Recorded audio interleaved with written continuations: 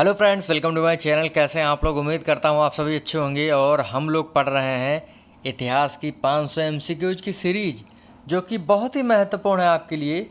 इससे पहले हम लोग 2 वीडियोस पढ़ चुके हैं। अगर आप उनको नहीं पढ़े हैं तो डिस्क्रिप्शन में वीडियो का लिंक दे दिया जाएगा, आप वहाँ से उनको आसानी से देख सकते हैं। और आज की इस वीडियो में हम लोग बात करेंगे 20 प्रश्नों की। ये हमारा तीसरा पार्ट है इतिहास का 500 एमसीक्यूज की सीरीज़ का। टॉपिक है हमारा जैन धर्म। तो जैन धर्म से जितने भी महत्वपूर्ण प्रश्न बन रहे हैं इस वीडियो में कवर हो जाएंगे। चैनल पर अगर आप पहली बार आए हैं, चैनल को सब्सक्राइब कर लीजिएगा भैया, ठीक है। और वीडियो को लाइक करना मत भूलिएगा।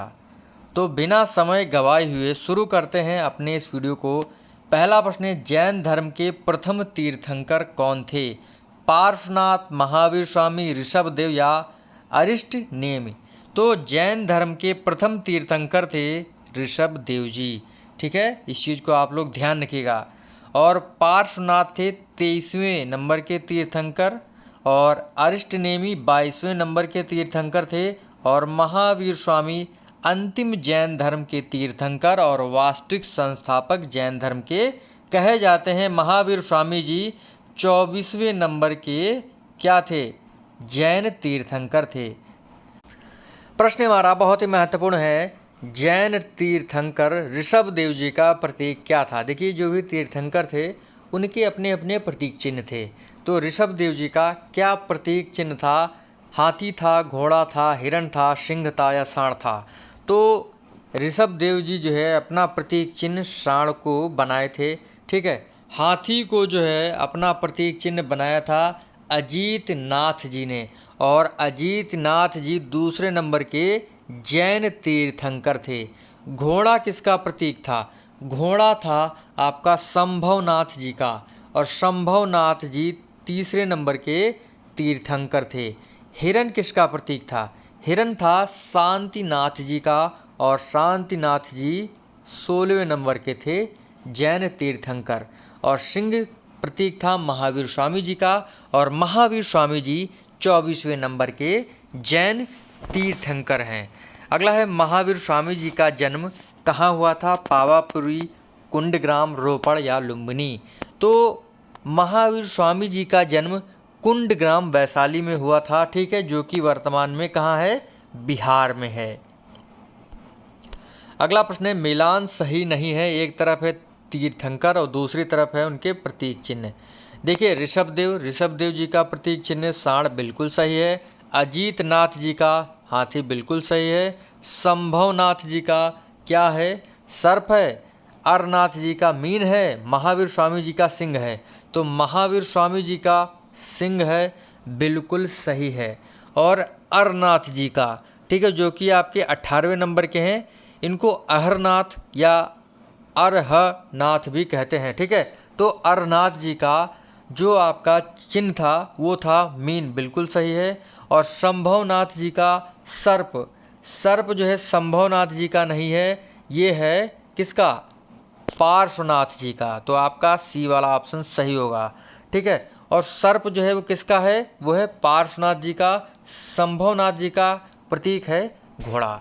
तो इस चीज़ को ध्यान रखिएगा। अगला है, महावीर जी के बचपन का नाम क्या था? सिद्धार्थ, राहुल, वर्धमान या शुद्धोधन? तो महावीर स्वामी जी के बचपन का नाम क्या था? वर्धमान, ठीक है।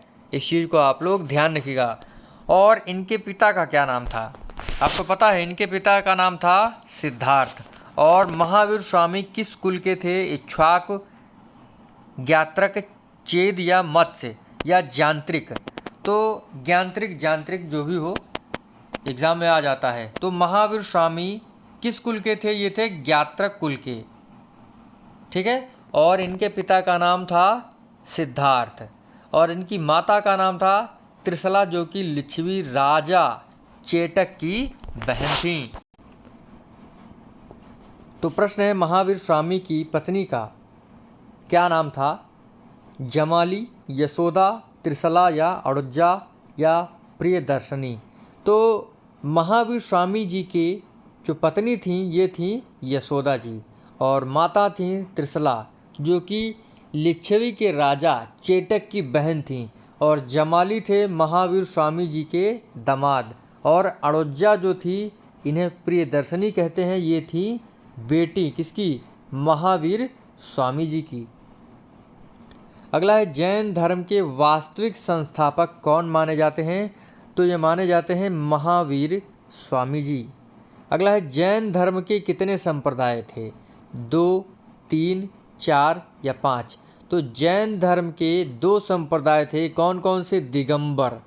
दिगंबर में क्या होता था? जो भी दिगंबर संप्रदाय को मानते थे वो कोई भी कपड़ा नहीं पहनते थे शरीर पर, यानी नग्न अवस्था में रहते थे। दूसरा था श्वेतांबर। श्वेतांबर में क्या होता था? ये जो भी इस संप्रदाय के लोग होते थे वे श्वेत कपड़े पहनते थे, श्वेत कपड़े धारण करते थे। जैन धर्म के कितने संप्रदाय थे? 2 संप्रदाय थे। ठीक है। अगला है प्रथम जैन संगीति कब हुई थी? 300 BC में, यानी 300 ईसा पूर्व में, 600 ईसा पूर्व में, 550 ईसा पूर्व में या 100 ईसा पूर्व में? तो प्रथम जैन संगीति पाटलिपुत्र में हुई थी। ठीक है। कब हुई थी? 300 ईसा पूर्व में हुई थी, यानी आपका पहला ऑप्शन इसमें सही होगा। अगला है प्रथम जैन संगीति के अध्यक्ष कौन थे? पार्श्वनाथ, स्थूलभद्र, क्षमा श्रवण या संभवनाथ? तो ये थे स्थूलभद्र जी। यानी प्रथम जैन संगीति 300 ईसा पूर्व में पाटलिपुत्र में आयोजित की गई थी और इसके अध्यक्ष थे स्थूलभद्र जी। अगला है जैन धर्म का निम्न में से त्रिरत्न नहीं है? सम्यक दर्शन, सम्यक ज्ञान, सम्यक ध्यान और सम्यक आचरण। तो 3 रत्न हैं और निम्न में से कौन सा नहीं है? तो ये है सम्यक ध्यान, जो है ये त्रिरत्न का भाग नहीं है, यानी आपका ऑप्शन तीसरा सही है। अगला है महावीर स्वामी जी को ज्ञान की प्राप्ति किस नदी के तट पर हुई थी? तो यानी कैवल्य की प्राप्ति जो है, ज्ञान की प्राप्ति जो है कहाँ हुई थी? ये हुई थी ऋजुपालिका नदी के तट पर। गांव का नाम था जंभिक ग्राम। ठीक है। और किस पेड़ के नीचे प्राप्त हुआ था इनको ज्ञान? साल वृक्ष के नीचे।